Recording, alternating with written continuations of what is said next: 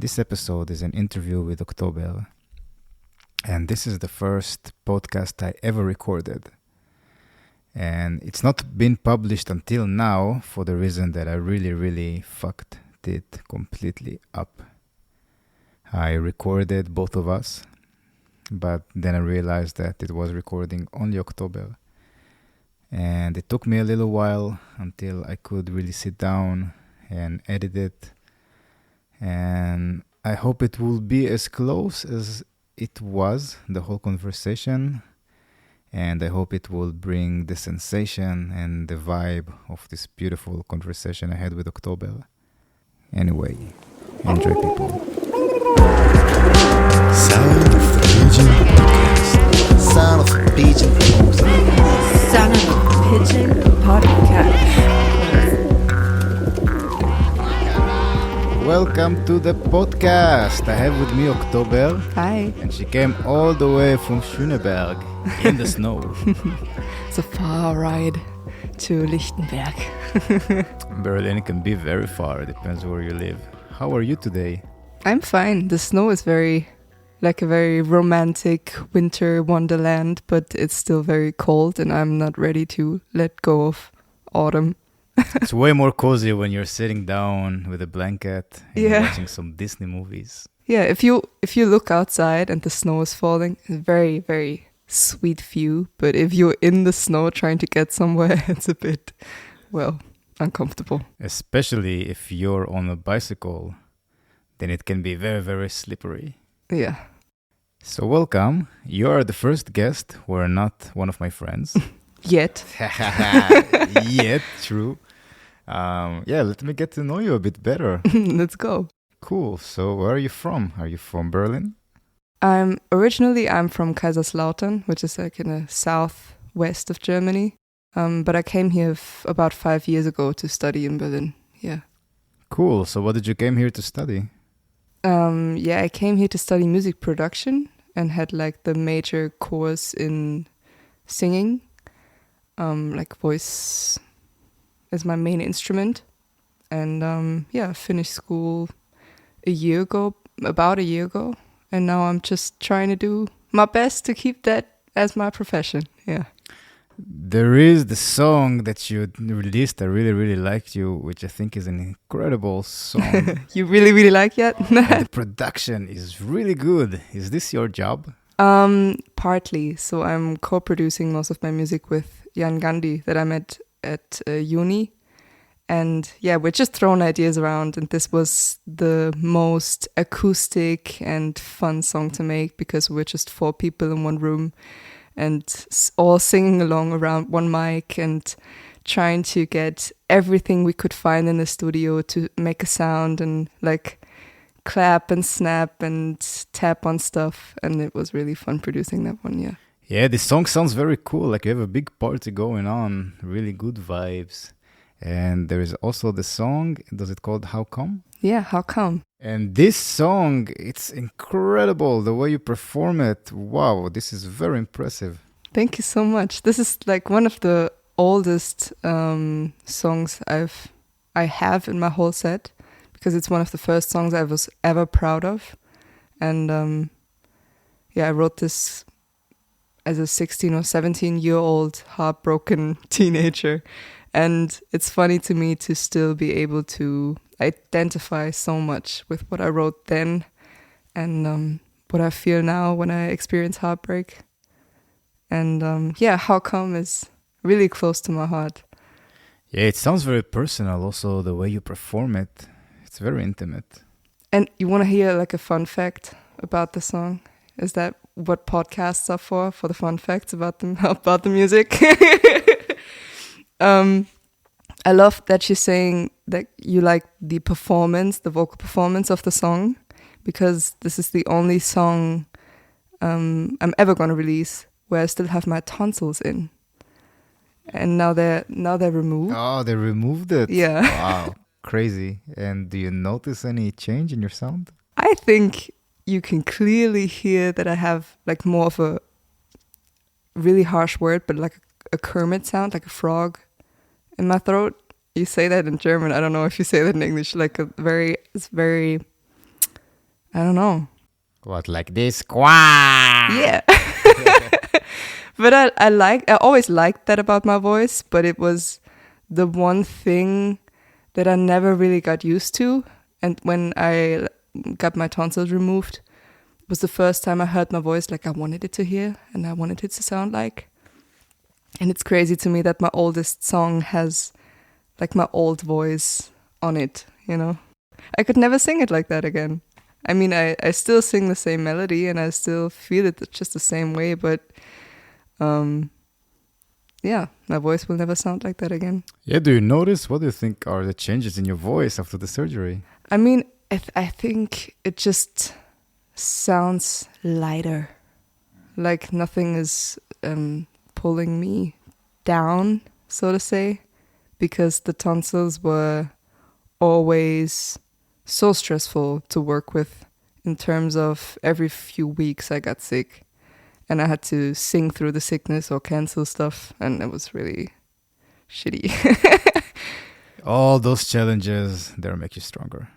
Yeah, I mean, probably. But it's still nicer if this is like, if you're trying to make a job out of this, to not get sick all the time just because like an organ doesn't work like it's supposed to do. I don't know. And did you decide it by yourself, this is time to remove it, or did it reach a point where that's it, I have to take care of it? It reached a point where I needed to take care of it because I get sick all the time and I took antibiotics all the time for it, and at a certain like frequency of that happening, you can remove them. So I did. Yeah. How was the recovery? Was it good? It was not that good, man. that was really shitty. First of all, it's like it just sucks to not be able to eat like solid foods. What were you allowed to eat in this period? Blended stuff and like really soft toast and bread and whatever. As a kid, I remember in school, some of the other classmates were as well, they were sick with this. And they removed this thing from the throat. And afterwards, they had to eat only ice cream. That was their medicine. And I was so jealous. I also wanted to eat only ice cream. to have a legit excuse to eat ice cream. Well, I mean, the ice cream was basically just the only good part about it. The rest is shitty. Yeah, it's painful, but you could get pain meds and yeah. And then you have to bring your voice back to functioning. And how was this journey for you, October? You just have like a recovery time of a few weeks. And I could sing after like 2, but to actually like sing with more passion without taking care, without like actually being very cautious about what's going on in your throat, it takes some time. But that wasn't like the weirdest part of it. I knew that it would take long, so I took like a vacation or whatever and knew that in this period of time I couldn't properly sing, but we're back to normal. Who is influencing you, by the way, like voice-wise and music-wise and also production-wise? I would love to hear. Oh, there's so many people. I have actually my screensaver at my MacBook. On my MacBook is a collage. You can call is a collage of songwriters and singers and producers that I look up to. I don't like the word like idol or something because I like idolize people. I'm not a huge fangirl of people. I don't like the culture of that, to put people up on the pedestal and they can do nothing wrong for you. But there's people that I adore their craft and appreciate what they are able to do. And those people are people like Dodie, Lizzie McAlpine, Orla Gartland, lots of Brits. JP Sachs is one of the most incredible songwriters that I know of. Like the usual typical ones like Phineas and Billy and there's a lot of people that I'm gonna remember throughout this interview probably that I forget now, but there's a lot of people I look up to, songwriting wise especially, because I'm always so fascinated when I find songs that sound like, oh, why didn't I come up with that? Why didn't I come up with that line? Why didn't I come up with that like wordplay and play of words? That's what you say in English. Yeah, love that.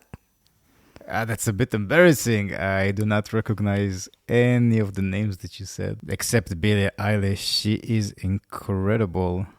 And when I discovered she did all the recordings without autotune, I gained so much respect towards her. In the beginning, I did not really like her so much. I just thought she's just another teen idol. And she is incredible. I think her music speaks for herself and she deserves every bit of it. To become like a voice of a whole generation must be so stressful though. How old is she? She's even 20? She's 20 maybe, yeah. It's insane. She got famous at 13, 14 maybe for the first song, but it just blew up in the last few years. Imagine this. I don't know. What kind of stress? You don't have not childhood. I mean, she isn't a child anymore, but you don't really grow up normally, right? And not to take away from Billie Eilish, but her brother does some incredible work on the studio album and the work on the production. And the most interesting part is that when both of them walking in the street, so Billie Eilish get so much attention, and he not so much. You know, he got more comfortable life in a way. I mean, he has his own music too, and I love that as well. But the production, and I think that's like still mostly him, is incredible to me. Like, it blows my mind how just over the top you can think through ideas and like actually go through with them, instead of thinking about what is in now and what works or not, but just do what your idea is. And but I think they both as a team, that's where the magic happens. Because if you have somebody to throw ideas around and to match so well with musically, it's easy to come up with great stuff. You just have to go through with it then and like find somebody that likes it. And what is your creative process? What do you do when you have an idea that comes to you? How do you channel this out? It mostly starts with the lyrics. Like, most of the time I'm in a very non-focused, like somewhere on my way to something or in a call with somebody, and something pops in my head, like a lyric, one line or two, and I write it down, and I'm getting better and better at taking that exact moment and just removing myself from the situation I'm in to go through with the idea I'm having right now, because it's really hard for me to write like the first verse of a song and then come back to it 2 weeks later when I don't feel the same way. So I've sometimes forced myself to finish the damn song on the spot now that I have these emotions and these ideas. So it mostly starts with lyrics, and then I probably have 1 or 2 lines in mind that work with a certain melody. I'll find out what harmonies would fit this, and yeah. And from there on, I normally would sit down with friends of mine, like producers and people I studied with, or instrumentalists that I know and love, and try to figure out what the arrangement and like the orchestration of the whole thing could sound like. What genre are we even in? And want to go find the right match for the production, person wise, and then just try to make the best out of it. The single steps of that process aren't as complicated as you would imagine. For me, it feels like we have so many instruments and so many melodies and cultural things we can do. And each one of them have its own energy and its own vibration. And then I feel like it's more like a puzzle, you know? I can somehow to match different things. So maybe just try and see if they match and if this is the right piece. There is no right piece, but just to check how they fit together and what kind of harmony or disharmony maybe it can also serve the song in this moment. Yeah, the first productions also. I think it's nice that you're saying energies, and I want to like get to this in a second, because the first productions that I started, and when I first started producing on my own, on my MacBook or whatever, it was really hard for me to ask for help, because I always thought, I want to do it all by myself. I want to have it all done just by me, and I know that it's not going to be like perfect, but it's done by me. And it took me like 1 or 2 years of university and getting to know people and getting to know situations where, like I said, magic can happen when you collaborate with people that just know their craft better than you. If I have an idea and I write it on the piano, but I know this song would probably be better if somebody played guitar to it, then I'm not going to go through with it and play piano if the song could be better otherwise, you know?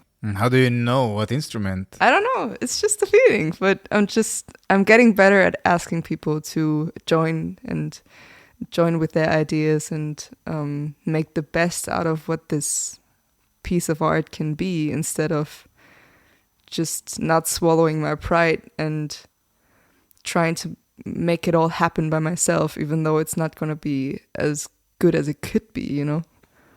Yeah. Yeah, this is very interesting that you said that.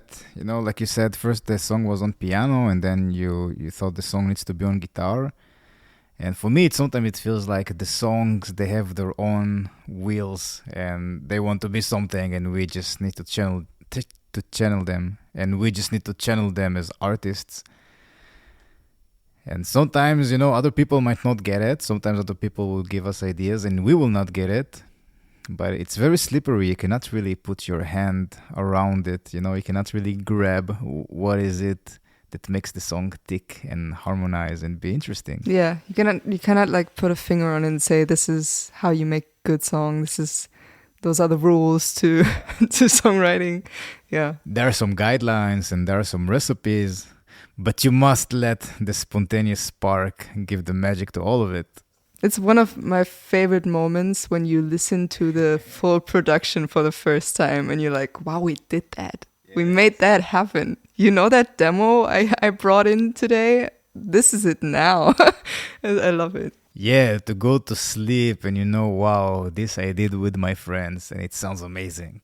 You get a bounce of it right away, like an export of the track right away, and you just listen to it the whole way home and you think, yeah, we did this. This is really good. I want to show this to people. And then you take weeks and months to release it, and you're fed up with it and be like, but I didn't show anyone, and this was so good once. Why don't I like have the power to promote it now? Yeah, because I've been listening to it for half a year without making it public. Of course, I don't have the same passion and power than I did when just finishing the project, you know? Yeah, it can also be a little misleading. I like to let things mature a bit. Promotion and social media can be so fun at times and can be so rewarding because you share the thing you're most proud of with the people you probably love, you know? But social media and promotion can be so draining at the same time and can take away all the love you have for a project just because you now have to sell it to people. That was never the point of it. You wanted to like create magic. We're still keeping track on that sentence.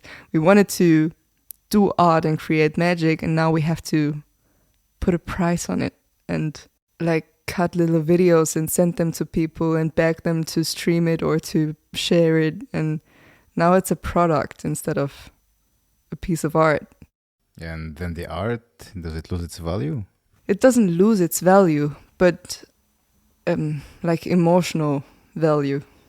If I'm doing a song and I get a lot out of it, and the people I produce it with get a lot out of it, and the people I'm going to show it to, like the listeners, can pull something from it or feel what I'm trying to express. It will never lose its emotional value, but the music business keeps evolving in a way that factual value, like money value, is declining. You don't pay. Some people wouldn't pay €2 for a song, but some people would pay €300 for a concert ticket. So I'm not going to sell €300 tickets to my friends. So how do I gain money from this? How do I make this my job and not only a very romantic, I'm doing art, there it is, move, you know? I don't know how to say that. And I know that's not only my opinion. I know that everybody struggles with that you don't want to put a price, like a value, a number on a thing that you are so proud of and that's so close to your heart. But somehow you have to survive or keep it as your hobby. And that's shitty. That's a sad fact about that industry, you know? Yeah, it is sad, but it can be encouraging. The question is, what kind of value the music have? What do you mean? I give you an example. Do you know Kendrick Lamar? Mm-hmm. In my opinion, he have a lot of value. When I heard his album, To Pimp a Butterfly, it completely changed my life. The way I approach music, the way I approach life, it just seeded some thoughts and ideas and concepts in my head while listening to the album. And also how the album is built, you know, it starts with one song and then it just continuously being built up and every song follows the song before that. And also sonic-wise, the sound sonics of this album is absolutely perfect. And the value that he brings is so huge. You know, he comes from Compton and I don't have access to this neighborhood. Even if I would be there as a visitor, I'm a white guy and they will never let me in so quickly to their houses. And even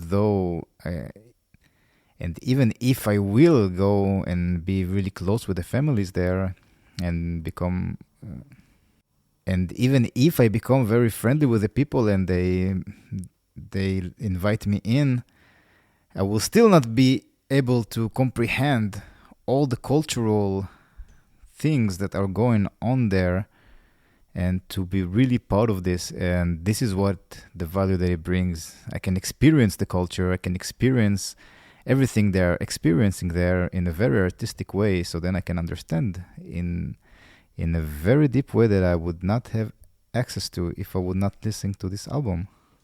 Still, it costs the same, you know, to buy that album or to stream it or, yeah. Yeah, it costs the same, but he brings more value, let's say, from the average musician. And because it brings more value, there is more energy flowing to his direction. So he earns more. Like the hard skills are one challenge, but also the soft skills in terms of you're pouring your heart out as your profession, you know? It's an emotional roller coaster to do that. And being self-employed alone is one heck of a challenge. So, especially in 2022. Yeah. What's going on with the world? What the fuck is I don't know. I'm not sure anymore. And you keep asking yourself if your art is contributing to something good and if your art is political enough to make a statement or if your art is of any value, if there's so much more, if there's so many more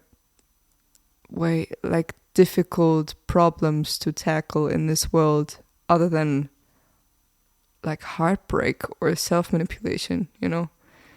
But all the problems in the world kind of stem from these subjects, you know. there's wars being fought just based on pride or egotistic views.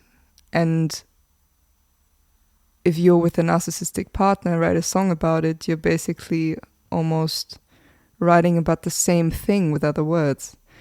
The world isn't as complicated as we think it is. We all have the same set of emotions, but some just can't handle them very well, and some can't handle them well but make art of it. And some are just saints, probably. I don't know. Yeah. We have crazy emotions, and the perspective on them can be so different from one person to another. That's why we love music, to hear people sing and text from our perspective without us knowing, Yes. That's how you have a favorite artist, because you're surprised by how accurate they're describing your emotions. Because they have the same set of emotions, and sometimes they're going through the same stuff, even though if they're billionaires already. But I guess when they become billionaires, they lose a little bit of the hunger. They become comfortable, and because they don't have the hunger anymore, then the music is a little bit different, less encouraging, less engaging, less interesting. Something about the energy, the drive that pushes through. This is what made them so unique when they had nothing and they wanted to achieve that. And now they achieved that, so they can rest. And that's it.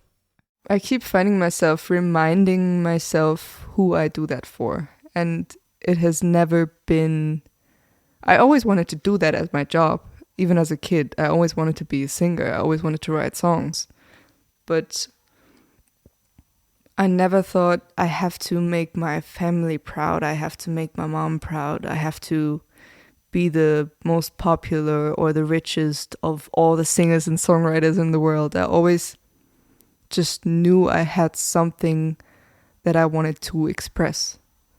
And to keep following that pursuit and to keep trying to find new ways in expressing myself and find new ways to make it all work and sound good. That's what I want to do in life. That's what I want to do on a daily basis, And there's not a lot of songs, not a lot of jobs that you can say that, I think. If you're working in a bank, you could love your work, but I don't think there's a lot of people working in a bank saying, I want to do that for the rest of my life, every day of my life, That's a big thing to say. Like that you're finding something so attractive and so it gives you so much that you want to spend every minute on doing that. Music is huge, man. Yeah, it's like a drug. Music is so insane, it can make us feel so many hard emotions and intense emotions. It can be just this little violin that comes in the right place, in the right time of the song, and that's it. All hell breaks loose and all the emotions comes out. There is this song, Viva Forever, by the Spice Girls. Do you know this song? I don't know. But I know the Spice Girls, but I don't know if they know the song.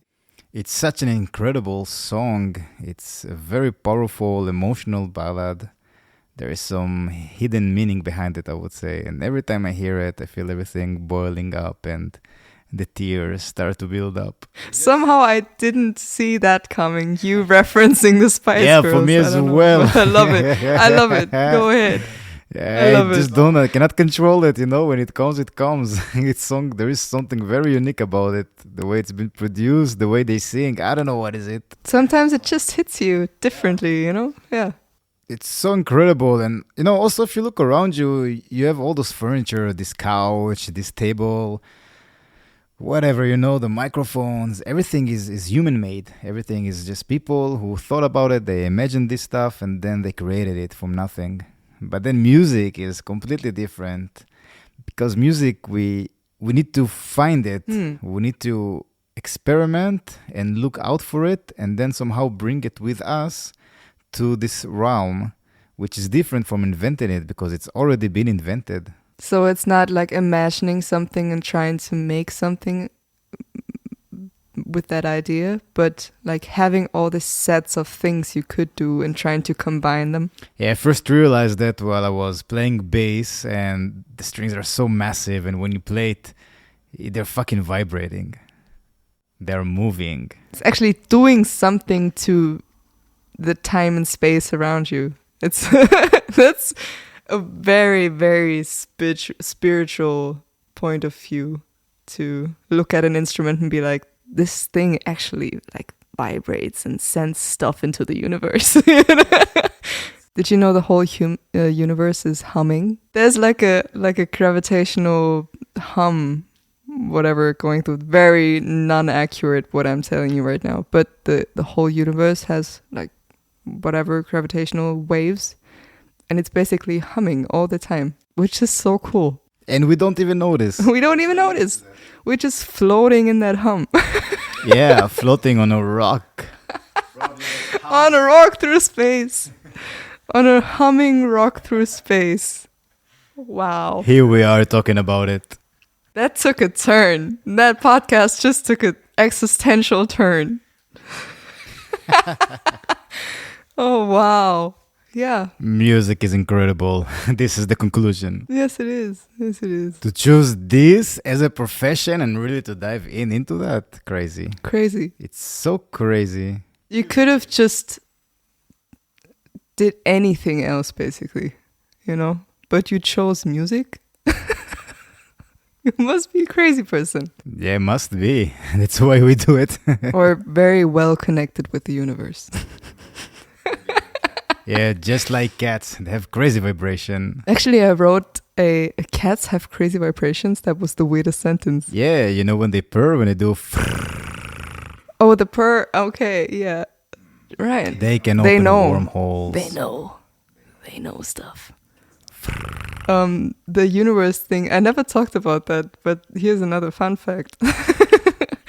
Right before my ending exam of uni, we have to play a concert. We get to play a concert for all the professors and students, and get a grade on it because it's still uni. I wrote sort of like a mantra thing just for me to calm myself down. And the basic message you get from it is the universe takes care of me. So I don't have to worry about what's happening. I don't have to worry about if I'm doing the right thing right now and if my decisions are all lined up with what my plans are and whatever. But I'm going to be fine in the end, you know? And the day before my concert, I chose to sing it as my last piece a cappella. And I started my concert with the whole band on stage, and they all progressively left the stage throughout the set. And I sang the first to last song, second to last song with only guitar and me on stage. And then the guitarist left, and I sang this "The Universe Takes Care of Me" thing. And this was... I didn't know how people would react to a last song being sang a cappella, and I didn't know if people could connect to the idea that I'm trying to sing out, you know? But I think I got the most compliments on that song. If it's even a song, I don't know, but on that piece of whatever that is, art, I guess. And I never sang that after that concert because that moment was so special to me, and I never had the same audience again of people that I know and trust so much, all assembled in one room and ready to listen to the words and my insecurities and my way to deal with them like I did in that one room with that one concert.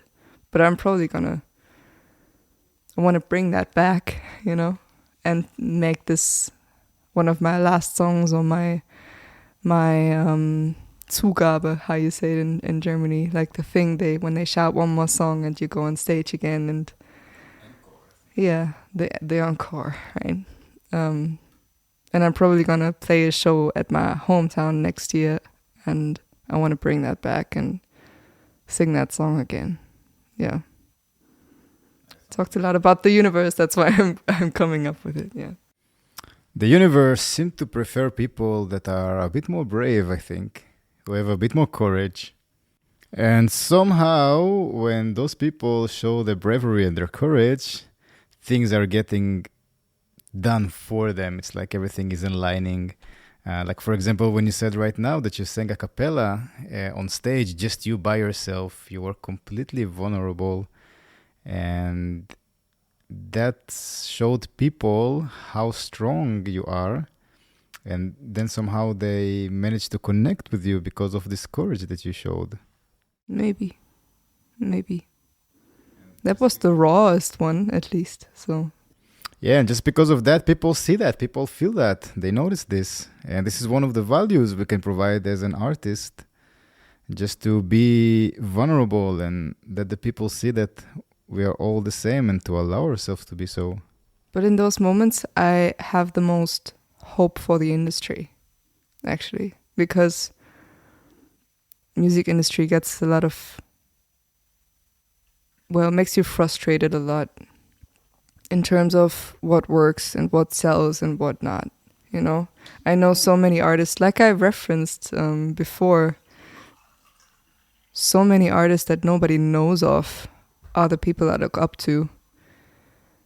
And if you ask anybody on the streets for their favorite artist, you probably get 80% of the answers are probably people that you know of that are not doing art in the rawest form, but doing the art that works well in the industry right now, you know?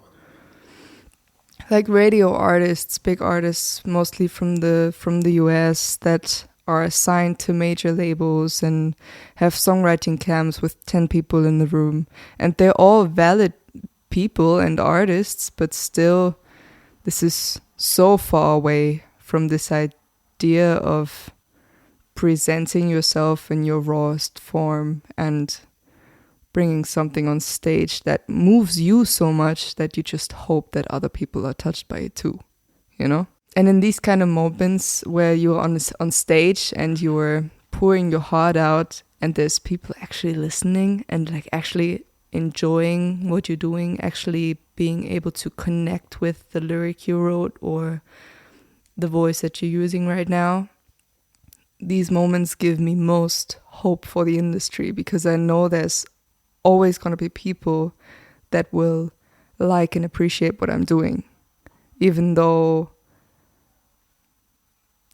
maybe it's not for the biggest audience in the world, you know?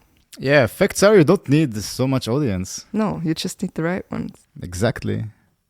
There is this concept of 1,000 true fans. So basically, if you have 1,000 true fans who buy your albums and your merchandise, then you're good. You manage to make money from your music. Yeah, I'd rather have 100 or like 1,000 true fans than, I don't know, 5 million that recognize a song or two, but would never like put it in their collection or cry to or dance to or whatever.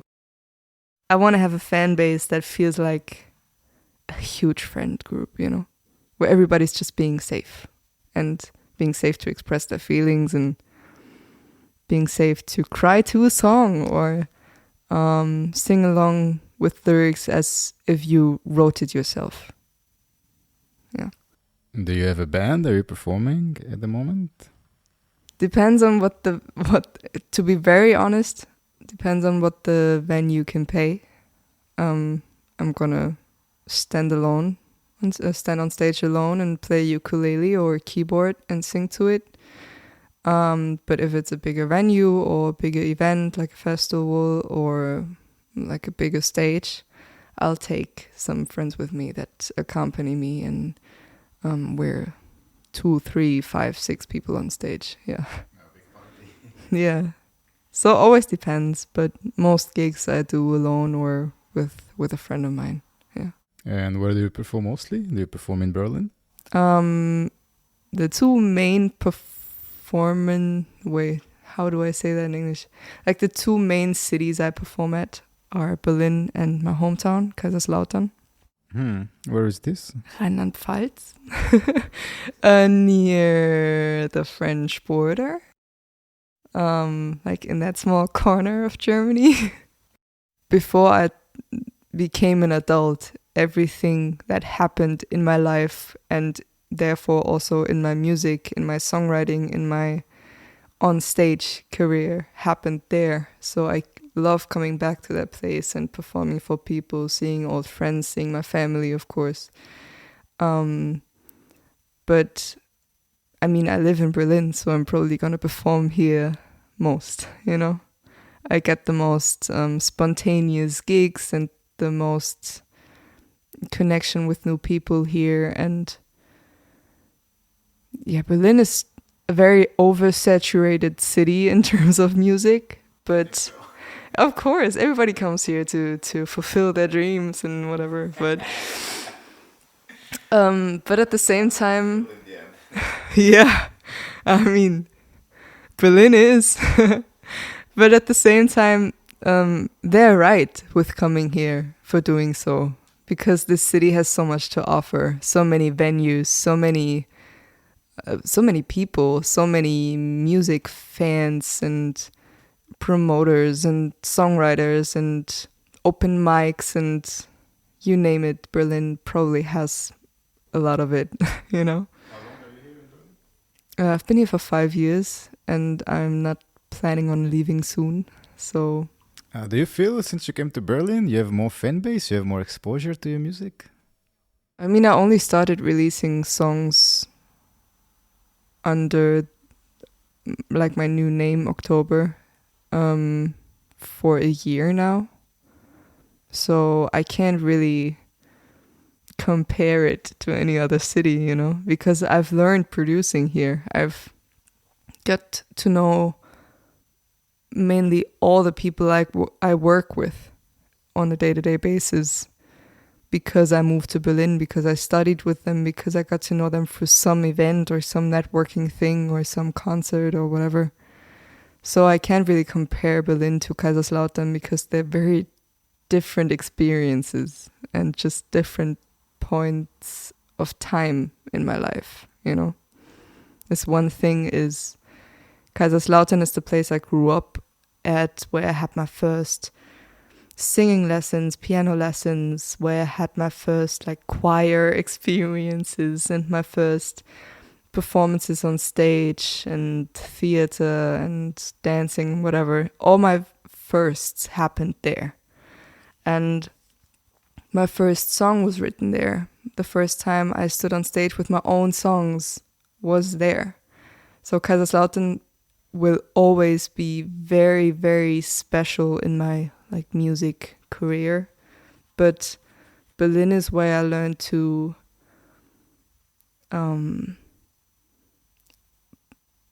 make my music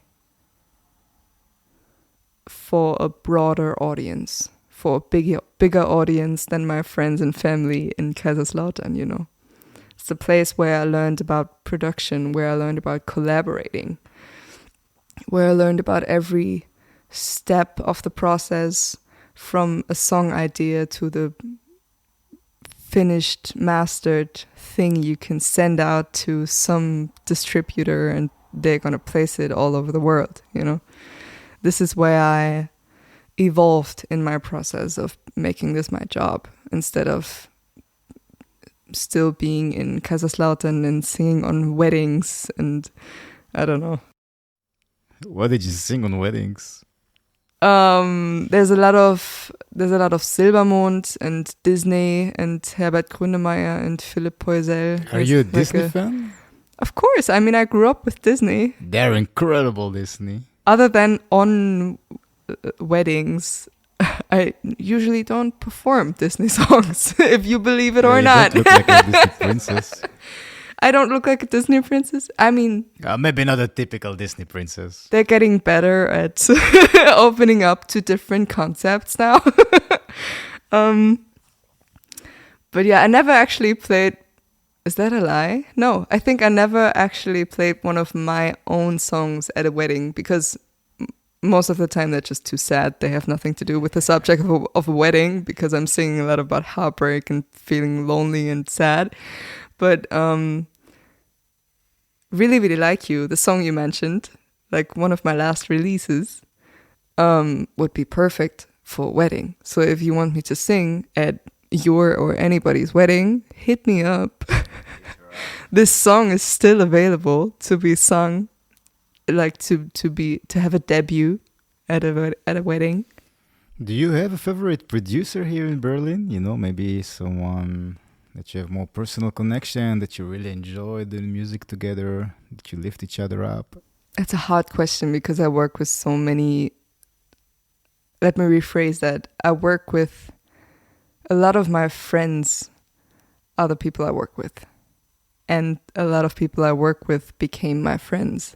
So I have just a group of people in my life that I trust fully with my music and with new ideas and making a song a better song than I could do on my own.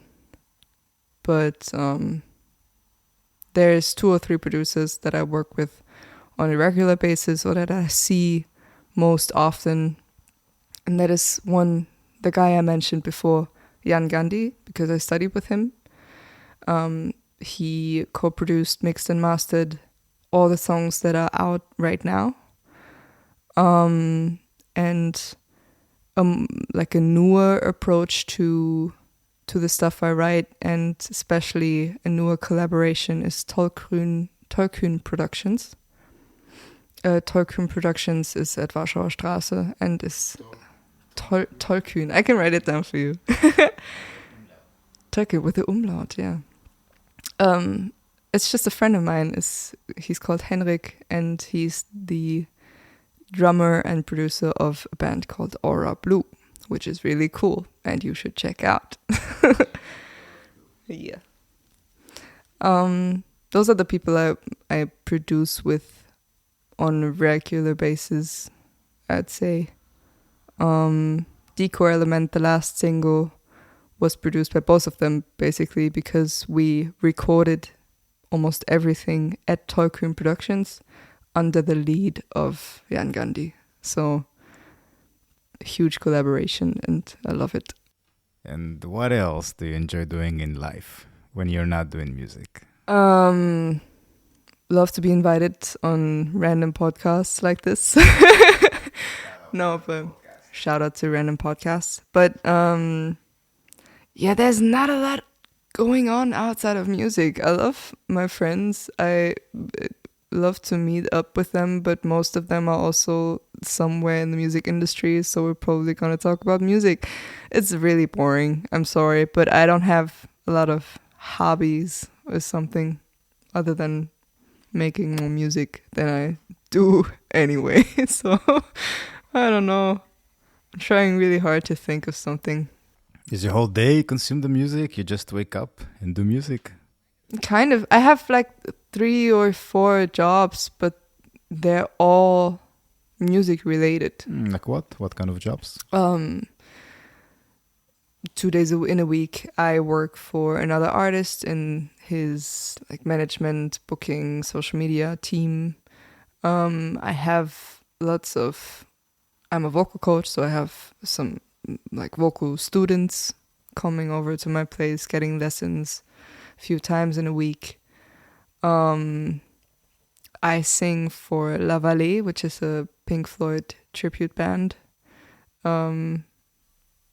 And I do this whole thing called October. So there's a lot of... Oh, and I'm like a light and sound technician for events, for different venues and things. But yeah, I actually did 2 or 3 podcast jingles as well that you can find on Spotify. But you have being self-employed in that industry. Should I wait for the siren to stop? It's part of the experience. You have a lot of non-related one-time jobs, you know, like doing a podcast jingle, and in the next hour you have a student over teaching them how to sing, and in the evening you're playing a gig at a pub, and the next day you're being the light technician for a kids theater show. You're just having so much things to do all the time, but they're all kind of connected to music and to performing and to this industry, that you're not really keeping track on other hobbies, you know? I don't know. Yeah, I like the idea to do one thing, to focus on it, and to do it really, really well. Yeah. There is a lot of quality and a lot of depth when you do it for a long time. How long are you singing for? Oof. Well, depends on what that question implies. So I've been getting piano lessons since I was 5, but started singing when I was maybe 6 or 7. Always sang as a kid. Wrote my first song when I was maybe 12. But just released my first song last year. So I don't know. Depends on what the question implies, I guess. There is a big bliss when you do something from such a young age, you know, because your brain is not developed at all, even underdeveloped. And when there is music around you, you just grow up and you enjoy the music with you. And it becomes part of you. It defines you. And you grow with it. So it's like it's a company for your whole life. And you know it so well. There is this depth that you really know what's going on there. And it looks like magic for other people, you know, for all those people who don't really put the effort and the time. It's like an old friend that just is stuck with you. For other people, it's other art, or other things to do, and there's little kids playing with their like toy cars and then becoming I don't know how to say that in English, like a technician working on cars, you know? Yeah. And that's what music was for me. So it's at this point just second nature. If you put it very in positive words, it's just an old friend I keep coming back to, and that will never leave. It's very comforting, and a very comforting thought that there's something that you love so much that will never leave you. But still, I don't know how to do anything else but that, you know? No other hobbies? Not really. I love cooking, sure, but I wouldn't say it's a hobby. I do it to feed myself, to survive, and I like the way it smells and tastes and the action itself. But I don't know if I would call it a hobby, because I don't choose to go there. You know, I don't choose to go somewhere else and do a thing and then come back and be like, yeah, I did that. That's cool. That's a hobby. I do it once a week. But you have to do it every day. You don't have to do it. But you know what I mean? It doesn't feel like a hobby because it's a vital thing. Well, it depends what you call cooking. You know, you can take a frozen pizza, throw it to the oven, and then you have food and you call it cooking. But you can go a bit more complex, a bit more stylish, you know? Cooking is something just like eating, is something you have to do. But you can make it fancier and make more fun. Like make it be more of a thing you enjoy. But the same thing with riding a bike or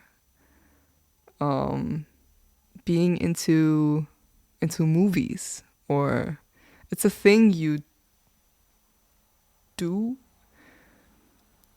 just to make life more enjoyable. And maybe that's the definition of a hobby, I guess you could say it that way. But What is your definition for a hobby? I don't know, to me the word hobby just implies this whole thing of, maybe that's a weird thing and I should not think that way. But hobby to me is probably something you started in your childhood or as a teenager or now in your adulthood, that you started because something interests you and you don't know a lot about it and you want to know more about it, you know?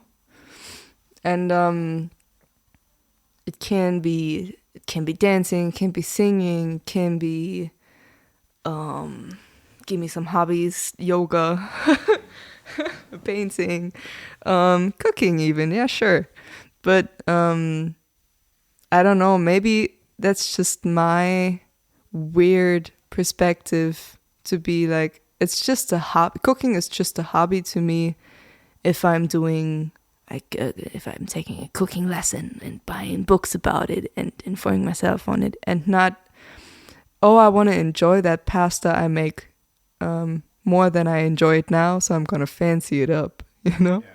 I don't know. It's a thin line of a definition for a hobby, and maybe my definition is a bit more toxic and like time consuming than it should be. Yeah, I mean, to go deeper into something. It's not just a hobby if it costs you money. It's not just a hobby if you have to drive somewhere to do it. You're probably right in saying it's a hobby if it's giving you joy. If it's an activity that is not a must, that gives you joy. Yeah, you can look, you know, like that. To become better at it or to learn new ways to do it, and that's what a hobby should probably be, and not a thing you pay for, somebody teaching you something. What, for example, if I want to learn karate or jiu-jitsu or boxing, for example, would you consider it as a hobby, even though you need to pay? I'm just saying that's probably not, that shouldn't be a criteria in terms of, I can say cooking is my hobby because I'm not taking lessons in it and I don't pay a lot of money to learn how to get better at it, you know? Mm-hmm. It's still a hobby if I'm enjoying the activity and putting time in it, to spending more time with it than I should, than I need to. It's a little bit tricky now to define what is a hobby. What is a hobby?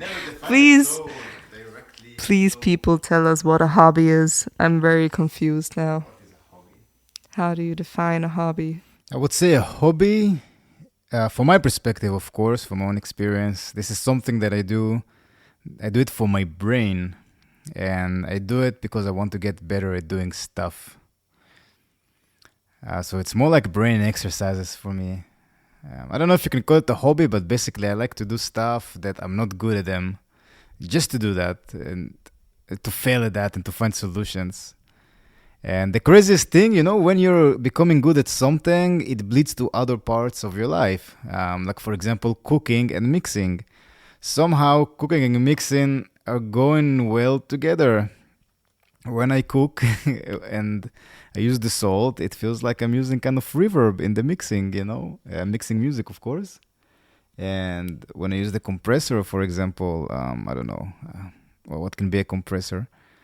Also, salt can be a compressor. But, you know, you can bring the high frequency with some lemon juice, with some vinegar.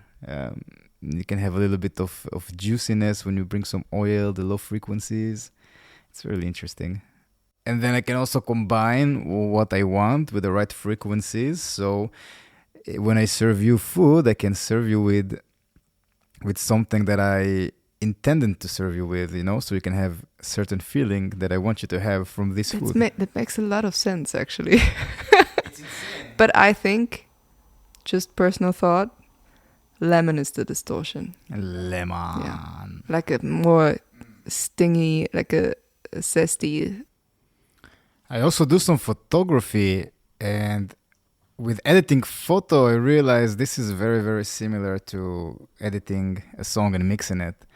For example, if we take a drum track, so drum tracks, they can sound big, like the albums that I grew up on, Metallica and Motley Crue and Guns N' Roses. The drums just sound huge. But when you see the actual recordings of the drum tracks and the raw microphones, it doesn't sound so good. It sounds pretty shitty, and pretty dry. So it's the same with photo. The raw photo, it doesn't look so good, but with the right editing, then I can make it more juicy, and I can correct the things, and I can direct your attention through the photo and to lead you to look at what I want you to look and to have the attention on where I want the attention to have. And instead of frequency of music, of notes, I have light frequencies and color frequencies. And it's just crazy how it blends and how it's complement each other. The more I do random stuff and the better I get at them, then I see how much it helps me in general with life. It's almost like the world makes a bit of sense in some parts. And then you read the news and it crumbles all down. But yeah, that's interesting. But it's all, even cooking, I'd say, can be an art form. Yeah, for sure. Like they're all somehow connected because it's a lot about feeling and a lot about like personal choices and preferences and a lot about hoping that if I'm going to do it my way, the way I enjoy it, there's people that are going to enjoy it as well. But the whole comparison, like food and cooking and production and mixing and whatever, the arts in general, it makes so much sense the more I think about it, because of course you would cook for yourself, Of course you would make a dish that tastes delicious to you just to feed yourself, just to do yourself a favor, like taking care of yourself and having fun while doing it. But there's like a potential value in cooking for other people and sharing your food with people, talking about what you've done and hearing other people's opinions on it and whatever. That just gives so much more value to what you're doing with cooking, but also with music. Of course, I'm writing songs because I have the intrinsic thought, I want to write about this. And of course, you would do it to feed yourself, basically, and to fulfill the instinct of, I want to have a good meal, I want to have a good song at the end of this, but it makes just way more fun, and it gives you so much more potential joy to share it with people and to share that experience and emotion that goes through that process with people. So it's a good thing to compare to. And I think there's songs like that too. I mentioned it before. There's songs that just feel like a big blanket, like a big thing you could curl up into and feel heard and seen and understood. And just like you have your favorite dish, you probably have your favorite genre or artist or song that just makes you feel at home and cozy and just good with yourself, good about yourself. And that's also why I chose the name October, because it just felt like my music makes most sense in that season. My music makes so much more sense in a season where everything, well, I said it before, where everything dies in nature, and it's so dramatic and hurtful, and so many difficult emotions are happening at the same time. But everything dies with a bang, in full color, in full bloom. Like all those rich colors of leaves and all the rainy days and the windy days and the autumn walks you could do. And it's just the best time of the year for me. and my music fits this season so well because it hurts so much, but it's so cozy, and you can just fall into those songs and just give yourself away to that emotion that I'm trying to channel through these songs.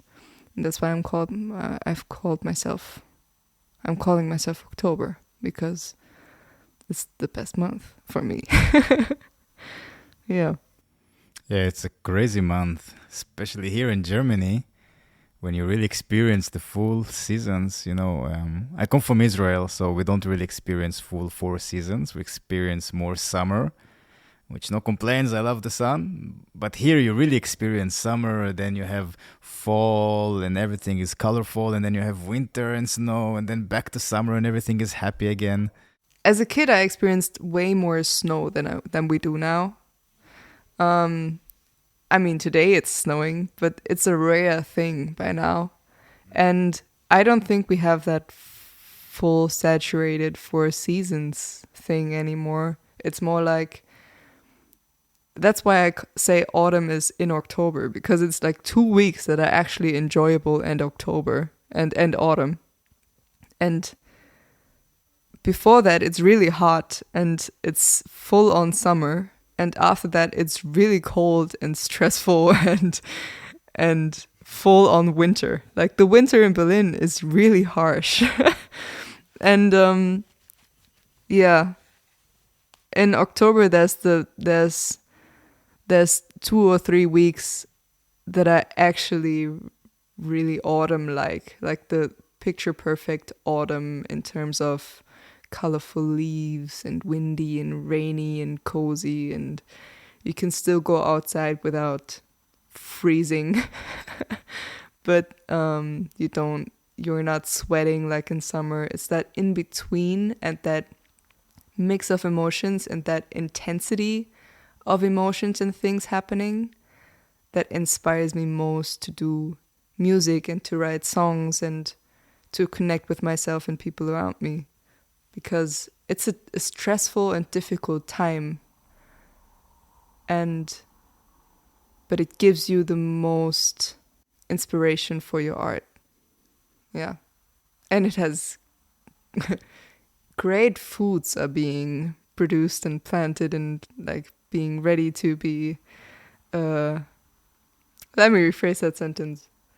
Autumn not only has, to go back to the food reference, not only has incredible potential music-wise, but also food-wise. What is your favorite autumn kind of food? Pumpkins. Pumpkin soup is one of the best, coziest things to eat. So good. So good. So rich, Yeah. I love the autumn. I love the colors of the autumn. I've been in an area in September. It's called Mainspessart, in a very beautiful village called Gemünden. I was hosted by a very awesome person. His name is Michel, and a really awesome drummer. But to the point, basically when I was there, everything was green.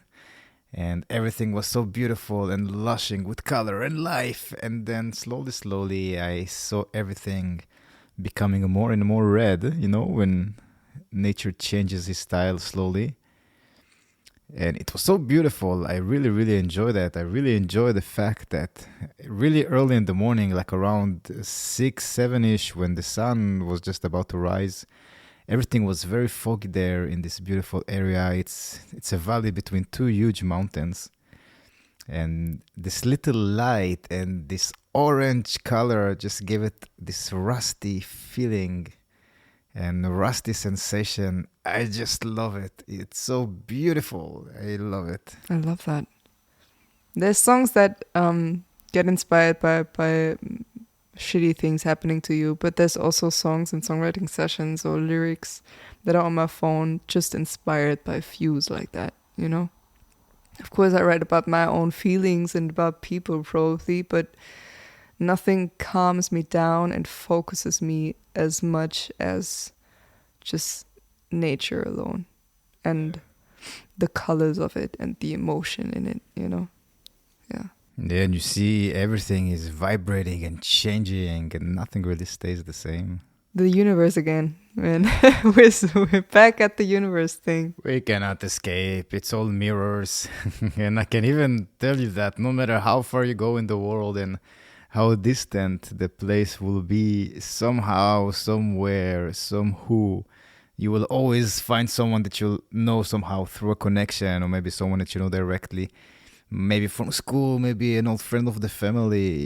It's just insane. No matter where you go, there you are. You know, you cannot escape from it. That's the universe. This floating rock in space is so small of a place compared to the whole universe, man. So of course we're gonna have people on our way, no matter where we are on that planet, that are gonna remind us of ourselves or of home or people we love and know from another time or whatever. Yeah, we're all connected. And with this connection and all this love, let's finish the podcast. Let's wrap it up. And how can people find you and listen to your beautiful music? Well, I'm everywhere on the internet. I have a TikTok and where I do a bit of like more funny and non-serious stuff, and I have Instagram, Oktober_music, October with a K, like the month in German,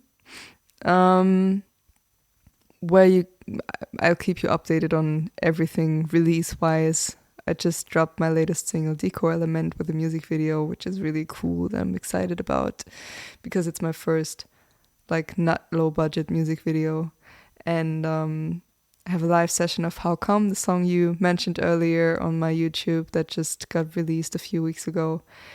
And I'm planning on doing an EP next year, and playing more concerts next year. And you can listen to my music basically on all the streaming platforms there are. So if you just type in October and one of my songs, you're gonna find me. Hell yes. Thank you very much, October, and thank you all the people who listened until here. And I just want to say that I'm very happy I messed up on the podcast with October, so then I can go back and review the conversation that we have, because it's been a very awesome conversation. And you're very awesome, October, and you're very cool.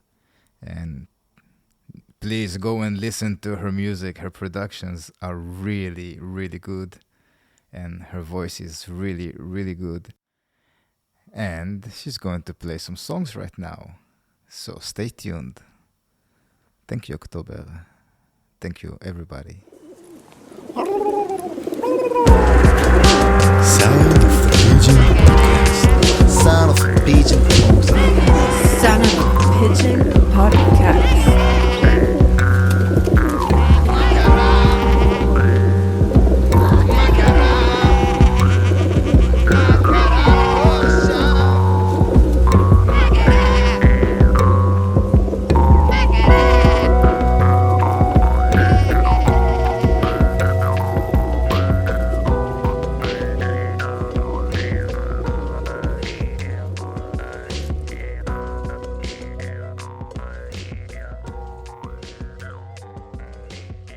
This is October, and these are my songs called Decor Element and Self-Manipulation.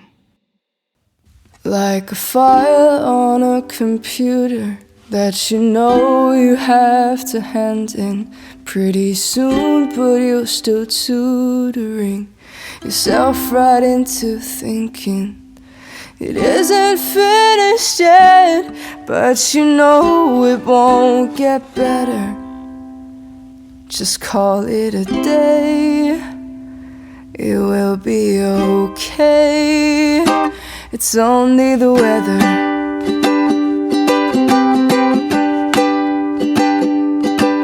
Like weeds growing in the corners of your house, and you first see it as a decor element until you realize it is about to grow into your gutter, and you know you have a problem. You could have solved sooner, but you didn't. Just tear out the weeds, make space for new seeds. It's only the weather.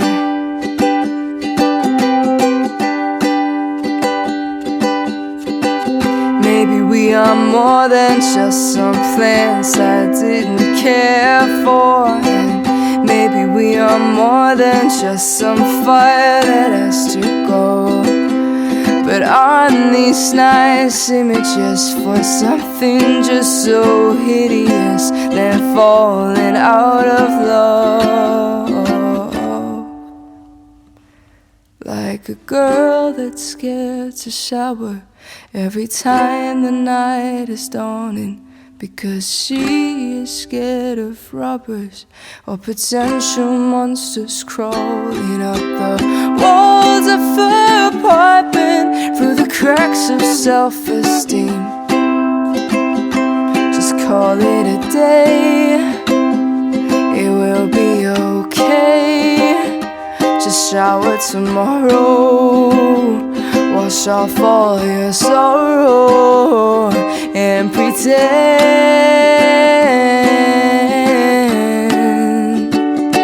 it's only the weather.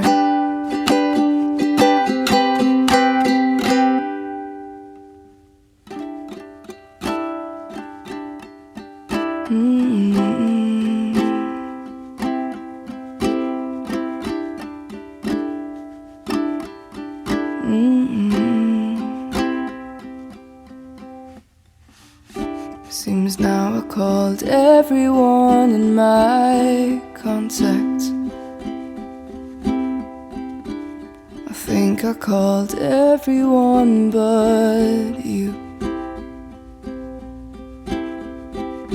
Just trying to get a hold of a friend to be my vessel. And nobody seems to reach their phone. And I know the world won't stop for me right now, but I just really wished it did for just a second somehow.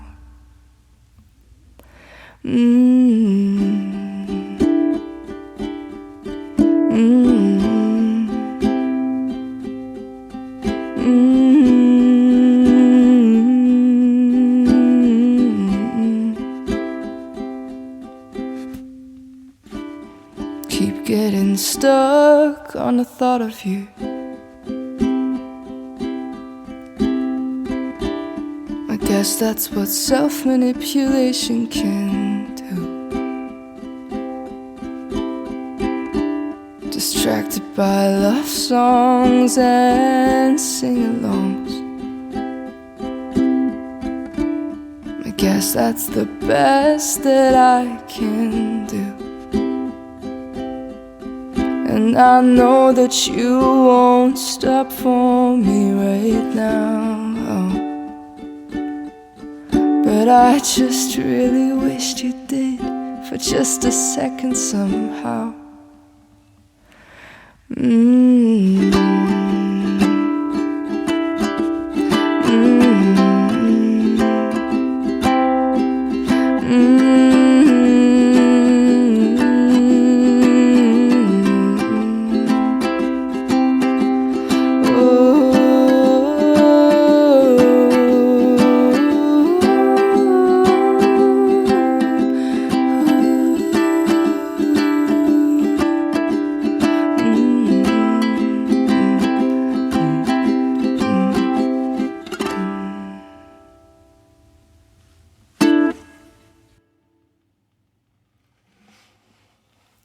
Thank you.